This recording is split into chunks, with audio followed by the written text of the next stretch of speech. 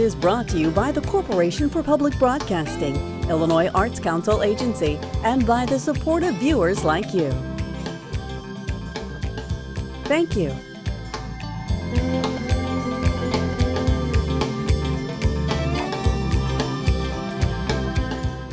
Hello, welcome to Illinois Stories. I'm Mark McDonald in Pittsfield, where the Pike County Historical Society operates three really fine museums. The Military Heritage Museum, the All Wars Museum, and the History Museum that's over in the Old East School.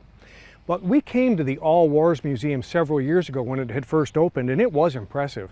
But now they have a new curator, and they have renovated the museum, and it's a great place to visit. Come on in. Bob Norris, it's been years since we were here, and I was impressed the first time we were here. But you weren't the curator back then, I don't think. You're the curator now, and you've made some real changes to the All Wars Museum, haven't you? We have. I've been a curator here for a year in February. The ladies that were curators before me had done a wonderful job of putting things together.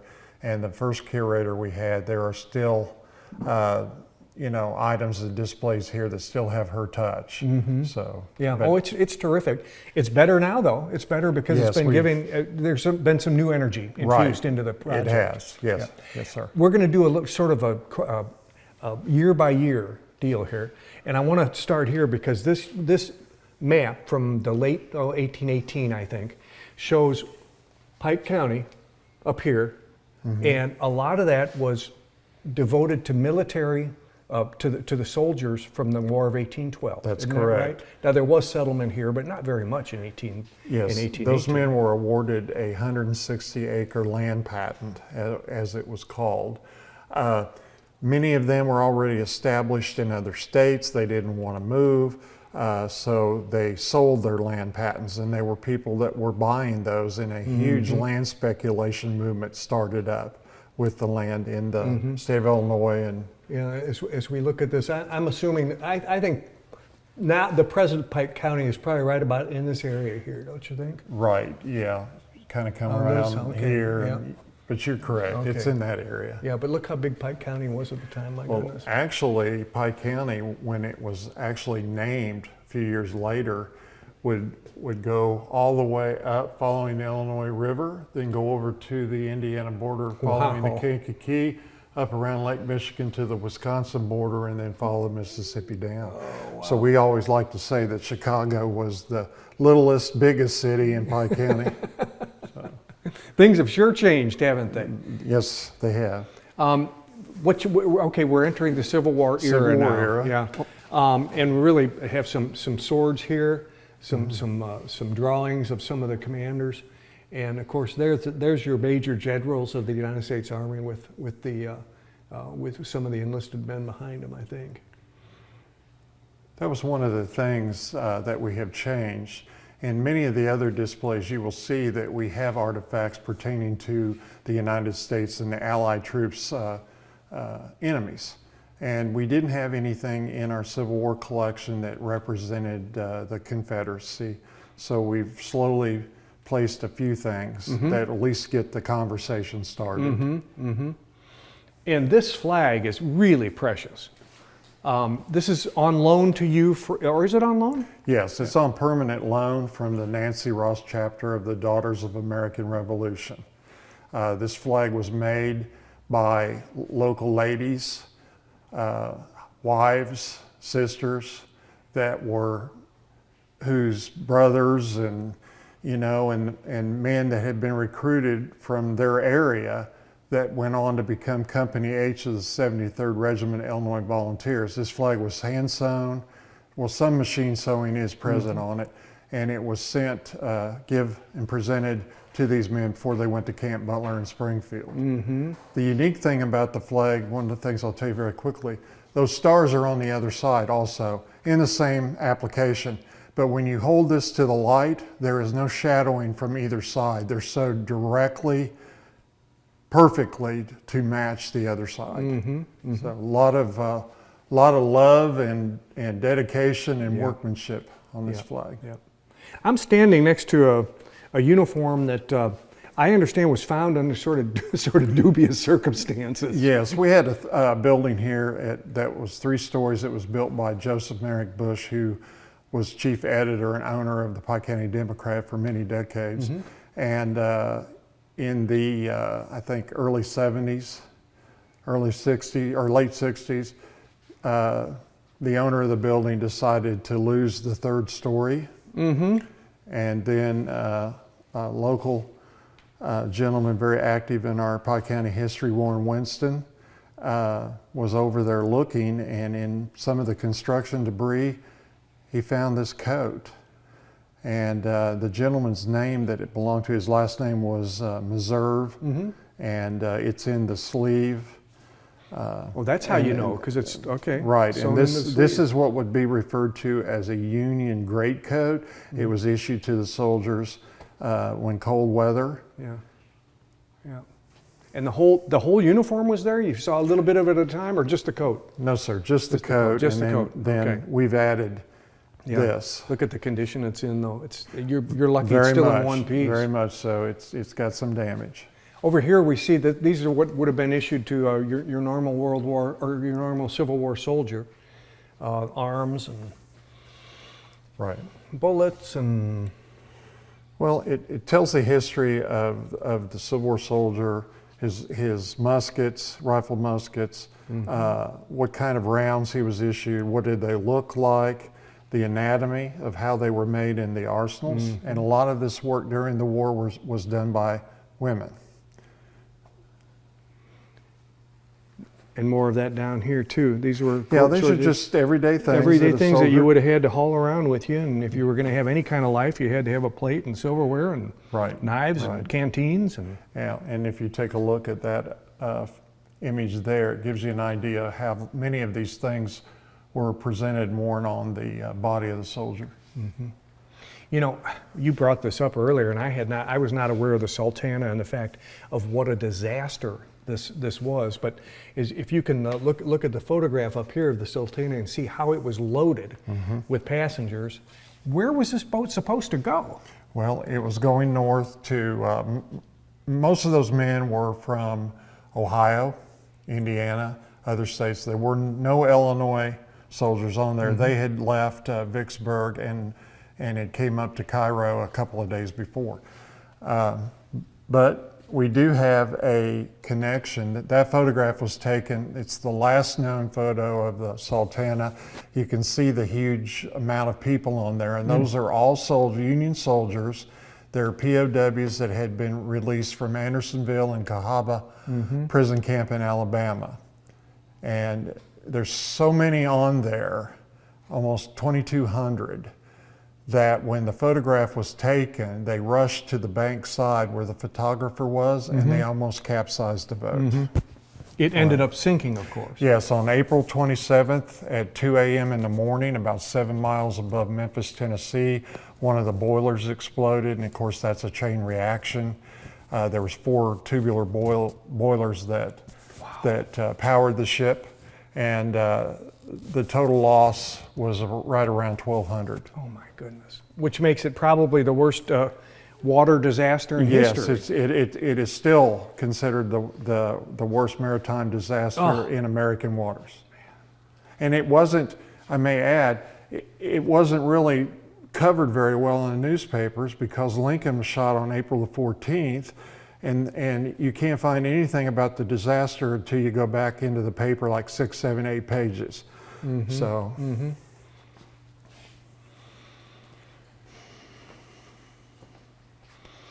Now here's an Illinois man right here who was responsible for, I think, for founding of the Grand Army of the Republic, huh? That is correct. Yeah, Stevenson. Yes. Was he from around here? He was from the Petersburg area. He was a surgeon in the 14th Illinois Infantry. He was honorably discharged in 1864, went back to the Petersburg area, picked up his practice, and he was always concerned and asked the question of what was going to happen to the Union soldier. Was he going to fade into history and be forgotten? And it was just something that he was very concerned about. And And so him and some of other veterans worked together. They wrote a constitution and different things and started this group, which became known as the Grand Army of the Republic. And the first lodge, as they were called, was in Decatur, and that's because that Mr. Stevenson and one of the people that were getting this started knew a print shop in Decatur that was all ran by Union veterans. So when they took the material up there, these gentlemen started reading as they were working on it, and they're like, where do we sign up? You know, so the first camp was in Decatur in April of 1866. Yeah, and this was the first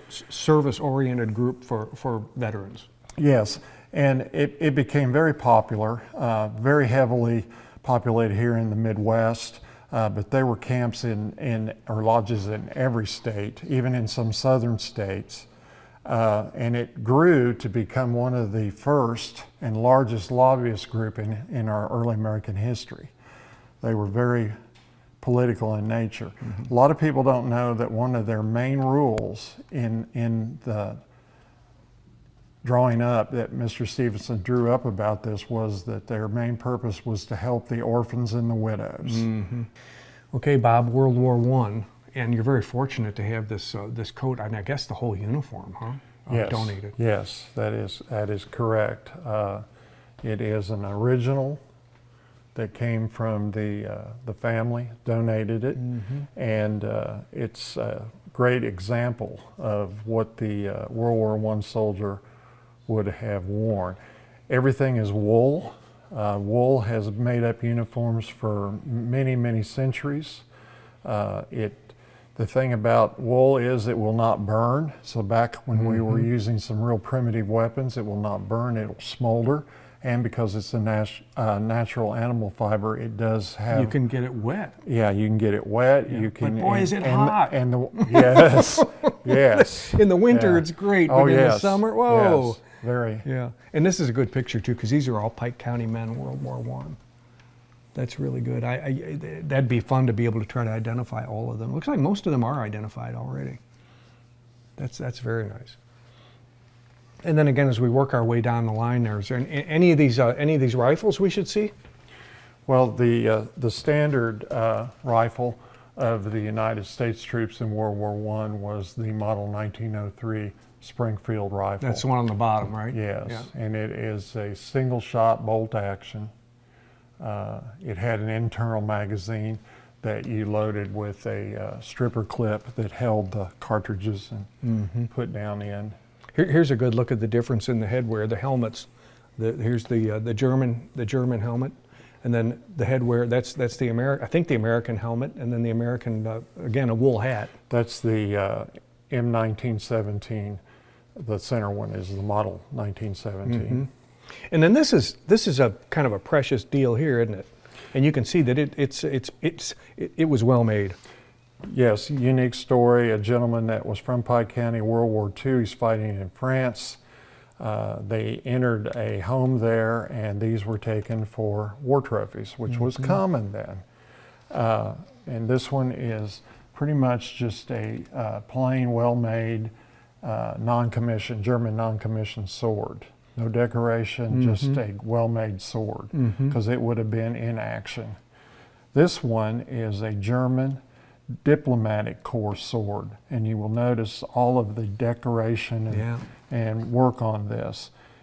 This, when we talk about diplomatic corps, it's basically what we would call today ambassador, you know, German ambassador too.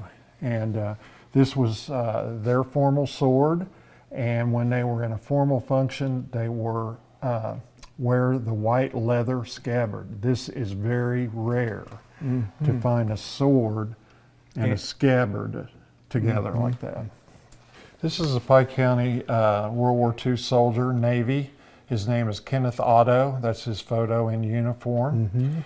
The ship that's up top is the vessel that he was attached to at the time of Pearl Harbor. The ship was at Pearl Harbor. It's the USS Case that he served on. So he is considered a Pearl Harbor survivor. Sure. He stayed, became a member, and was very active in the Pearl Harbor Survivors Association. Those are some of the medals and medallions The little journal there is his notes at times when he was in the military in World War II. Oh, that's priceless to have that. The little sign back there was put on the back of his wheelchair when he was living in a retirement home, and it stayed on his wheelchair until the time of his death. Mm-hmm. That's really precious stuff to have. Here's another one that was, see the Japanese flag up there that I'm looking at? That was captured by one of our local guys, wasn't it? Yes, Joseph Orrell from Griggsville captured that on the island of Lashima, and that photo there is actually him posing with the flag during the time. Mm-hmm. He's from Griggsville. Right. Yeah. Yes. Okay. Yes. And here's another local fella here. Yes, this is a photo of Lieutenant Ivan Shadle, and he was from the Pittsfield area, and serving in World War II, South Pacific. He was hit with Japanese gunfire in the leg, and then he was sent to a hospital that the United States had. And while he was healing, he had a visitor. And that the lady there that appears to be in a uniform and cap, that's the First Lady, Eleanor Roosevelt. Be darned, it is. You can sure tell. And she toured the South Pacific, and then she wrote an article for the Ladies' Home Journal, and this photo was the feature of the article. That's wonderful. Look at this. This tells a story too. Here's the Pike County Republican. Germany smashed onto Tokyo. These were high times, you know, between April and August that summer. Right. High times. And you know, we were talking about that flag. Actually, there's an attachment there to Ernie Pyle. Well, yeah. Well, the typewriter belonged to Frank Hagan. He was local, but the island of Lashima, where Joseph Orrell captured that Japanese flag, is also the island that the famous World War II journalist Ernie Pyle was killed and first buried there, later moved to a national cemetery in Hawaii. So there is connection. Well, let's move on to Vietnam. And this is still a very painful memory, people, because there's so many people that are still alive who were there, and their families, of course, remember their presence there. That is very true. But this is really a sweet display because you have a lot of available people are around to donate, you know, to make these things available for you. But the one I'm particularly interested in this lowest rifle here on the left because there's a real story there. Right. That is a Russian Mosin Nagant rifle. It's made in Russia, and during the Vietnam War, a local gentleman, his platoon was pinned down by some North Vietnamese snipers that were up in trees, and he disposed of one of them, and then after the area was clear, he went over and found this rifle in the hands of that dead soldier. And then through the red tape of the War Department, they issued him a certificate that would allow him to bring this home. And that's what we see right here. It's a certificate of a trophy of war. And the gentleman, when he donated this, he told us the story that when he brought this back with him, he landed in Los Angeles and went through the Los Angeles airport carrying this rifle. And that's a stark contrast to the culture of today. Wouldn't happen today. No. You know, I find it interesting too. All three of those rifles are Russian made. Yes. And they were all in the hands of the Viet Cong. Yes, yes. And then every rifle in here, real quick, every rifle in here, what you will find is that other countries may copied it. There was also what they call variants, whereas down through the evolution of the gun, certain things would be changed or altered. So.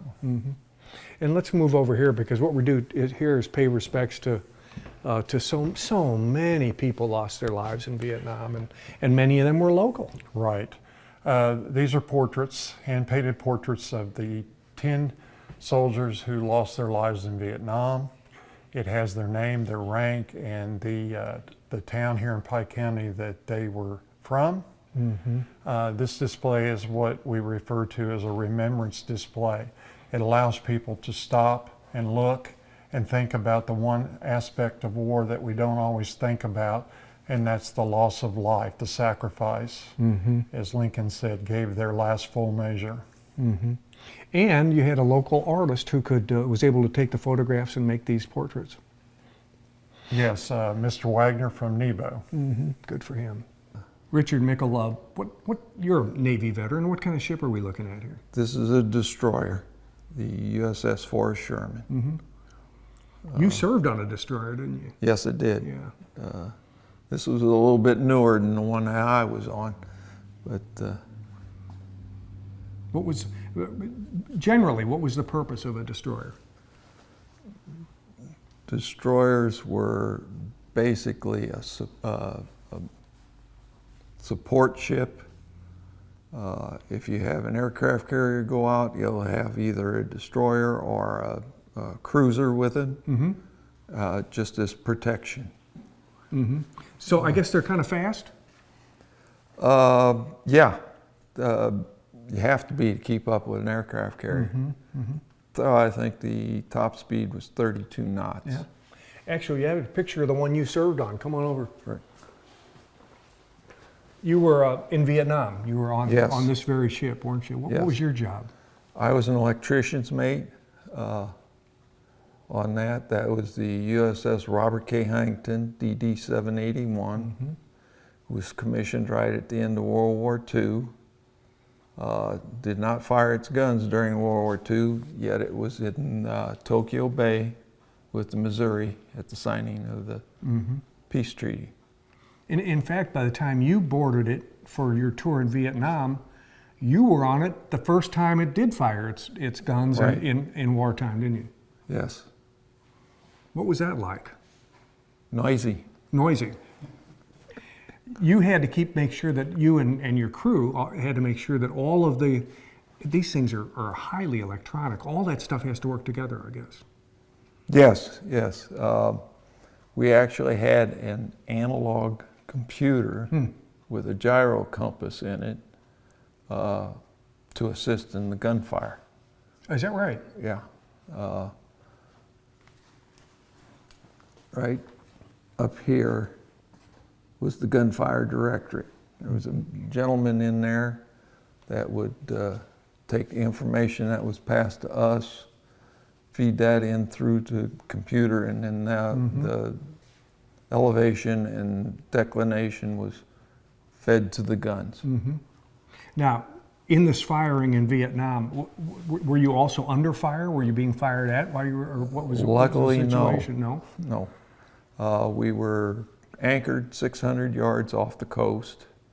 To best of my knowledge, we were just north of the city of Hue. We got there just after the Tet Offensive. And our main reason there was gunfire support and harassment fire. We fired 3 rounds every hour on the hour. Just to let them know that Yeah. you're there and don't mess with us. Is that right? Right. Well, I don't know if they were harassing them or us, Yeah. because I slept just below a gun mount. And Didn't sleep very well, I'll bet. I was lucky if I got 3 hours of sleep a day.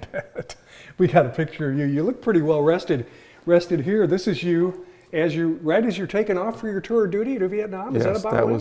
that photo was taken in San Diego by my uncle, which was the base.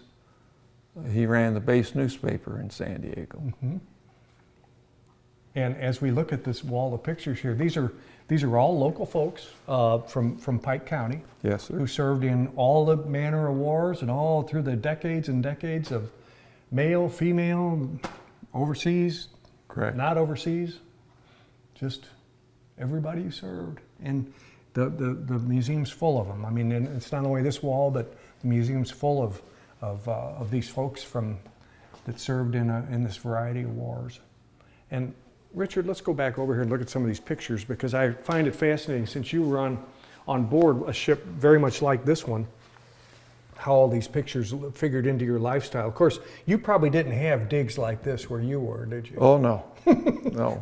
We slept 3 high. Did you really? Yeah. A bunk bed 3 high. Yeah. Well, and where were you? You were probably, what, down at the bottom? I mean, down at the bottom of the ship? Oh, yeah. My berthing space was just below gun mount 3. Oh, okay, yeah, I see the gun mount. Okay. So you can tell there wasn't a whole lot of room there. And then I find this interesting too, because okay, this is the captain's stateroom, right? Captain's stateroom. Okay. And then right behind it is an area where he has a cot or something there that adjoins the bridge, so that Correct. he can be really close to the action if he needs to get on the bridge. Right. That was captain's sea cabin, is what it was called. Sea cab. And then over here, this is a picture of the bridge too, and that would have been his where the captain piloted the ship from. That was the captain's chair. Yeah. This reddish looking photo, it was CIC, Combat Information Center. That was just behind the bridge. Well, I want to thank you, Richard, and Bob, and everybody involved in this effort, because this is a cool place. Yeah. That's kind of why I got involved. Yeah. Yeah, and I understand you're a carpenter, pretty good enough carpenter to make the picture frames and some of the cabinetry around here. So, well, thanks not for the what you do. cabinetry, but picture frames mostly. Yeah. But yeah, if they come up with an idea, I'll say, well, let me work on it. Well, Richard, thank you. All right, thank you. The All Wars Museum in Pittsfield is open during fair months, during spring, summer, and fall, Saturday and Sundays, noon to 4. But if you want to make an appointment for a group to come in some other time, you're welcome to do that. We put some information on the screen so you know how to contact them. With another Illinois story in Pittsfield, I'm Mark McDonald. Thanks for watching.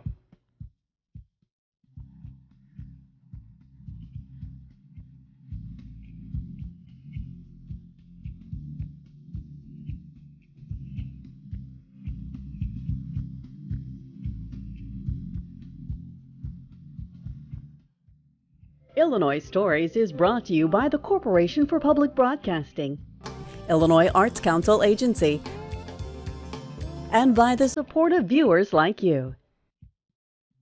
Thank you.